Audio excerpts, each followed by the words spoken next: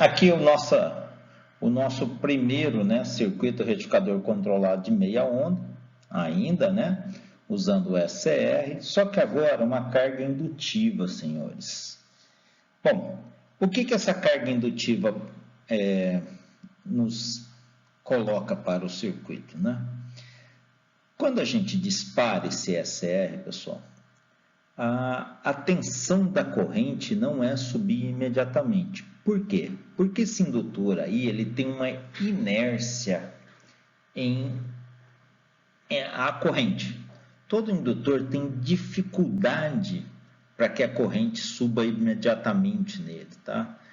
Assim como o capacitor, ele tem dificuldade com que a tensão suba imediatamente. A gente consegue inverter a tensão em cima do indutor, colocar direto e reverso, não tem muito sentido isso, mas vamos dizer, você polariza de um lado e do outro do indutor tranquilamente com a tensão, mas você não consegue fazer isso rapidamente com a corrente. Isso é bem lentamente, então a gente diz que ele tem uma inércia.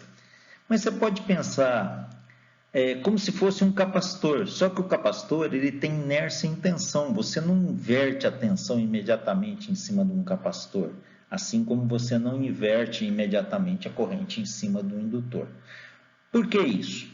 Bom, primeiro que o capacitor ele tem campo elétrico, tá? Então você teria que inverter esse campo elétrico, você tem que reduzir ele a zero e inverter. Você tem uma inércia para isso, né? Você não faz isso imediatamente. Então, no capacitor, você consegue inverter a corrente, porque é a corrente que vai fazer com que o campo elétrico descarregue e inverta, só que ele não inverte imediatamente, mas a corrente você consegue inverter. No indutor é tudo ao contrário. Você não consegue, só que o indutor é campo magnético, você não consegue inverter o campo magnético imediatamente, ou seja, você não consegue inverter a corrente imediatamente no indutor, ela tem uma inércia nessa inversão de corrente, mas a tensão você consegue. Então, há uma analogia entre o capacitor e o indutor. Então, pense aí, ó, você dispara o SCR, a corrente começa a crescer nesse indutor. E aí ele começa a alinhar os spins do núcleo do indutor, ou seja, armazenar energia no núcleo do indutor. Quando essa corrente começa, ou melhor dizendo, essa tensão começa a diminuir em cima do indutor, o que ele faz? Ele começa a voltar os spins, ou seja, devolver a energia, né? De tal forma a tentar manter essa corrente. Por isso que a gente fala que ele tem uma inércia, ele tende a manter a corrente constante em cima dele. Você não consegue inverter imediatamente a corrente em cima do indutor. Então ele vai diminuindo lentamente, vai depender do tamanho do indutor, evidentemente, né? Quanto maior o indutor, maior é essa dificuldade, maior é essa inércia, né? É proporcional ao valor da indutância, tá? E aí, essa corrente vai sendo mantida. Então, olha o seguinte, eu disparei o SCR, começamos a passar corrente no indutor, a gente começa a alinhar os spins do núcleo, ele começa a armazenar energia, hora que chega naquela tensão, a tensão de entrada inverte, que é igual a zero, o que a gente esperava? Que a corrente no SCR zerasse, mas não zera porque o indutor mantém a corrente. Então aí está a primeira novidade, né? A gente sempre diz que semicondutor, ele polarizado diretamente, ele conduz, polarizado reversamente, ele corta. Olha esse caso, a gente inverte a tensão de entrada e ele não corta. No próximo slide nós vamos mostrar para você as formas de onda. Ele não corta. Ué, mas pera lá, o indutor, o SCR não deveria cortar? Não, pessoal, isso é uma simplificação que a gente faz com vocês, tá? Nenhum semicondutor corta com a polarização. Ele corta todos. Corta quando a corrente nele chega a zero. É a corrente que bloqueia ele, tá? Então, quando a corrente chegar a zero, aí ele bloqueia. Então, inverteu a tensão de entrada. Tem corrente no indutor?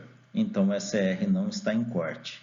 Ele vai continuar conduzindo até essa corrente no indutor zerar. Porque, veja, você inverteu a tensão VS. Onde está positivo ficou negativo e onde está negativo virou positivo. Isso vai fazer com que os spins, né, do núcleo vão sendo invertidos, ele vai descarregando essa energia que estava armazenada, a corrente vai tendendo a zero. Quando a corrente chegar a zero, aí sim o SR corta, tá? Então, olha, eu vou ter um movimento, né, que o SR não vai cortar quando a tensão de entrada inverter. Por isso aparece esse cosseno beta aqui embaixo, ó. Olha a formulazinha de tensão média na carga. É o cosseno alfa, o alfa nós já aprendemos, que é o disparo do SR, menos o cosseno beta. O que é o cosseno beta? É do momento inicial até quando ele para de conduzir efetivamente, que pode ser, e normalmente é, maior que 180 graus. E dependendo do tamanho da indutância, vem o outro semiciclo positivo, você dispara e essa corrente não zerou, tá? Dividido por 2π. Bom, então aqui nós temos uma novidade, cosseno beta. Quem é beta? É o ângulo de disparo, na verdade não é o ângulo de disparo, é o ângulo que a corrente vai zerar. Nós vamos ver no próximo slide, tá? Bom, então essa carga indutiva ela é usada para acionar motores CC. Na verdade, nós estamos... falar que isso é uma modelagem, esse RL aí como carga, isso não é verdade, tá? A modelagem do motor é muito mais complexa que isso daí, tá? Mas a gente, para simplificar, né, pode dizer que está no lugar do motor, tá? Mas não podemos afirmar que isso é um motor, tá? Uma modelagem do motor. É uma simplificação que não é aceita como modelagem de motor, tá? Uma carga RL, tá? Então, essa carga modifica completamente o circuito. Por quê? Porque ele mantém o diodo conduzindo, o SR conduzindo, mesmo quando tem polarização reversa.